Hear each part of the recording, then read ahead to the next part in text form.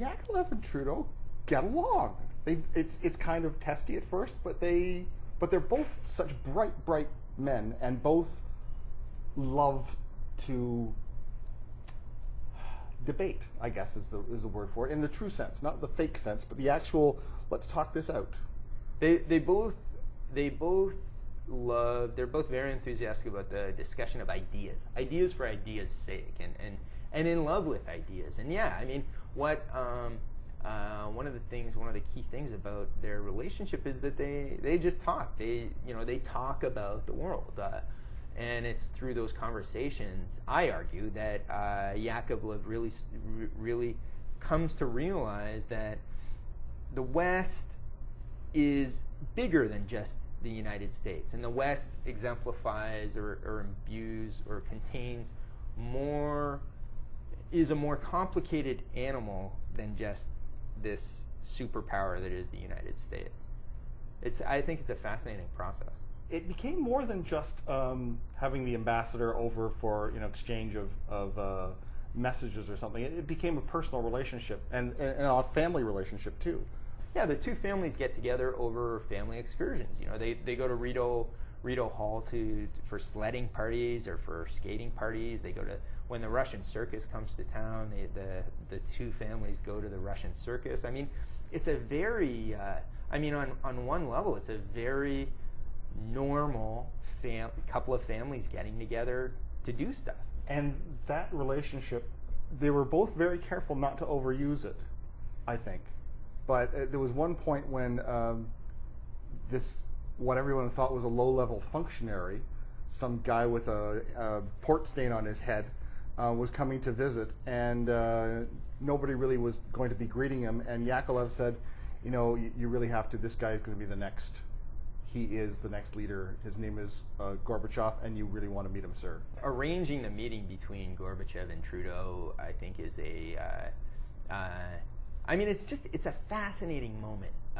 Gorbachev, his first Western leader, the first Western leader he meets is Pierre Trudeau. Trudeau, who has this complex view of the world and who does not view the Cold War in black-white terms, views it, has stark sympathies for the Soviet Union, is absolutely the perfect person for Gorbachev to meet in 1983 before he becomes, leader of the Soviet Union. Wouldn't you love to have had a recording of that, or of seen that meeting? Because it really sounds like these two titans going at each other, and they kind of slug each other around just to see, what have you got? What have you got? What do you know? How how well can you argue? And they go at it. They do. They absolutely go at it. And it absolutely is this clash of the titans. And then there's a party like that night, and he just plops down on the couch beside him. And it's like, you did good today, kid. Kind of, That's exactly classic Trudeau. He drops into this. He drops into this party that Yakovlev is throwing for Gorbachev, and just basically puts his arm around him and says, "Yeah, good going, good job." It's great. Yeah, and it leads us back to Eugene Whelan's farm, because Yakovlev, all along, he's got to be very careful when he says to who, and you don't know who to trust. And then he decides he's going to trust Mikhail Gorbachev and let his hair down and talk to him about what's wrong with their country while they're both out of it. Yakovlev says to Gorbachev, well, let's get some air. And the two men go out along this tractor path and have this conversation where Gorbachev starts it by saying, shoot, this sort of agriculture, it's going to be, we're so far behind. And that just opens Yakovlev up. He takes the opportunity to, bear in mind, Yakovlev has been in Canada, trapped in Canada for 10 years at this point. He has so many ideas, and he just explodes with his ideas. We need to do this, we need to do this, we need to democratize the country, we need to have free and open elections, we have to have a free press that polices the government and limits corruption. He just explodes with these ideas, and it catches Gorbachev's ear. Gorbachev has been surrounded by yes men, as everybody in the Soviet Union, every Soviet politician was.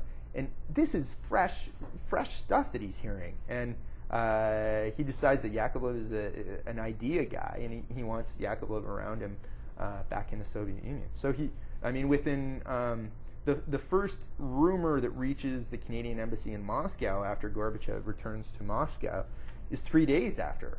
3 days after the Canadian trip ended, Gorbachev has already moved to install Yakovlev back in Moscow in a position that coincidentally was open as the leader of this think tank. I mean, it's exactly when he gets back, he decides he wants Yakovlev back in Moscow.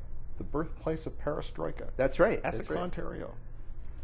The book is The Soviet Ambassador, The Making of the Radical Behind Perestroika. I've been speaking with the author, Christopher Shulgan, and The Soviet Ambassador, published by McClelland and Stewart.